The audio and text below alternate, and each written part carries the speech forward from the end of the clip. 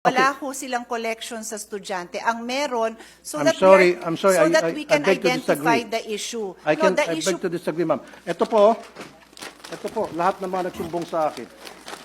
sir, the These are issue, the I don't These think, are the list of parents na nagsumbong sa akin, iba't ibang eskwelahan sa buong Pilipinas na kung saan sila po ay sapilitang kinukolektahan ng mga electric fan at kung ano pang mga gamit sa eskwelahan na meron man pong budget sa MOE ang DepEd for those things. I want to put a stop to it. I really do. As much as possible during my watch as a senator of the Republic. Pero napagsabihan po ako noon na kung gusto ko pong baguhin yung pulisiya ng pangongolekta to PTA, gumawa po ako ng batas. Now, I don't have to dahil nakita ko na po, very clear na sa akin, na meron naman pala talagang batas. Kaya lang, yung batas na yun ay hindi na-implement.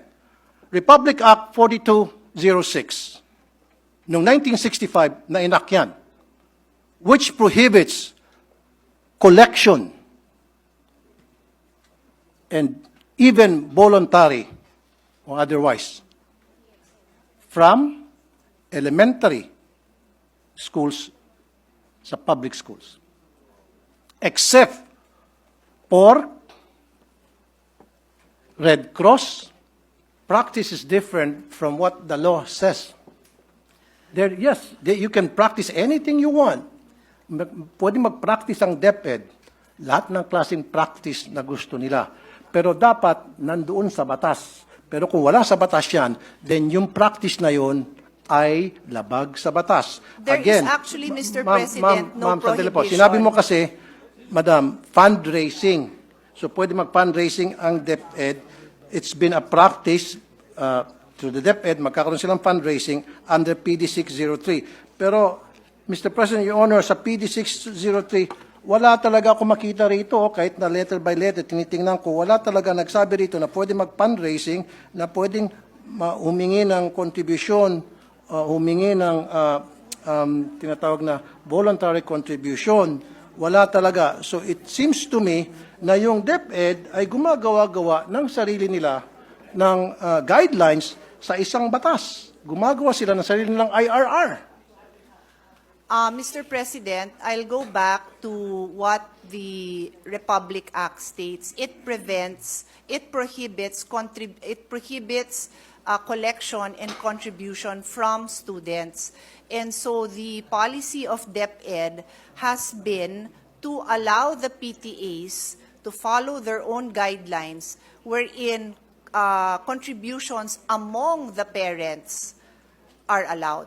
So Okay. to be clear, just to be clear, Mr. President, importante po na maliwanag yung pagsagot ko sa napakamahalagang tanong ng ating kasamahan. Bawal talaga ang pagkolekta sa estudyante, and that is being honored by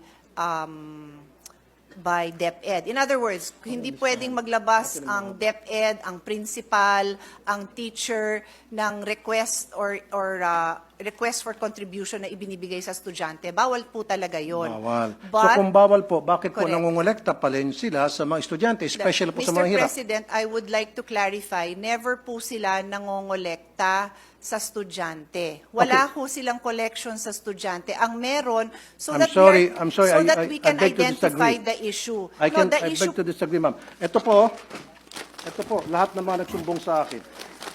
Sir, the These are issue, I don't These think, are the list of parents na nagsumbong sa akin, iba't ibang eskwelahan sa buong Pilipinas na kung saan sila po ay sapilitang kinukolektahan ng mga electric fan at kung ano pang mga gamit sa eskwelahan na meron man pong budget sa MOE ang DepEd for those things.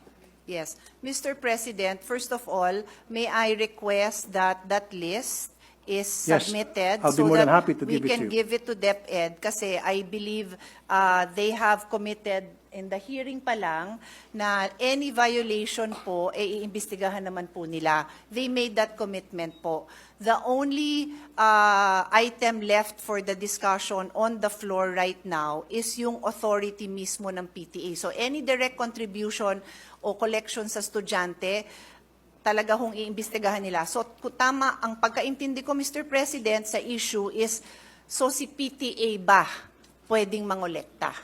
And ang sinasabi po sa atin ng DepEd, the policy since 1969 has been to recognize the PTA's authority to decide among themselves. They have their own rules, they have their own guidelines to do their fundraising, that is a generic term that I'm using, among the parents. Hindi to sa bata, hindi apektado yung pagpasok ng bata, hindi apektado ang grade ng bata. Bakit ginagawa ng parents yon? Kasi kulang ang pondo. Yung sinabi ng ating kasamahan na nasa MOOE yan, meron yan pambili ng electric fan, dagdag ko na rin doon, ano yung mga kakulangan, di ba? Yung pagpaganda ng garden, driveway, entrance, kung ano pa man. Lahat naman po yan nilalagyan ng MOOE. Pero if I may call the attention of our chairman, talaga naman wala na ho tayo, nagbibigay ho tayo ng maraming pondo, but hindi ho talaga nakokompleto, no? In fact, ako na magsasabi, because baka may magtanong, yung mga repairs, no? Pagpalagay mo ng may electric fan dun sa loob ng classroom, o di kaya yung picture na pinakita ni Senator Bongo, medyo bumagsak yung kisame. Lahat po yun falls under repairs of basic facilities. Pero natanggalan po yan ng pondo, na ilipat po sa ibang pondo yan, hindi ho ng Senado. So may mga issue pong ganyan. I think I want to assure our colleague that hanggat makakaya, sinusuportahan ng ating chairman yung ating recommendation to increase the MOOE. So that basic principle, I think everyone in the Senate supports his honor, na mapondohan sana ng lahat na yan. So remaining na lang po yan, kung ano ho, hanggang saan ang kakayahan ng PTA to among themselves decide to fundraise parent to parent. I cannot add to my answer kasi yan po ang policy. Hindi ko naman ho kayo bobolahin, Mr. President, na iba yung policy. Yan po ang policy na ginagamit po nila.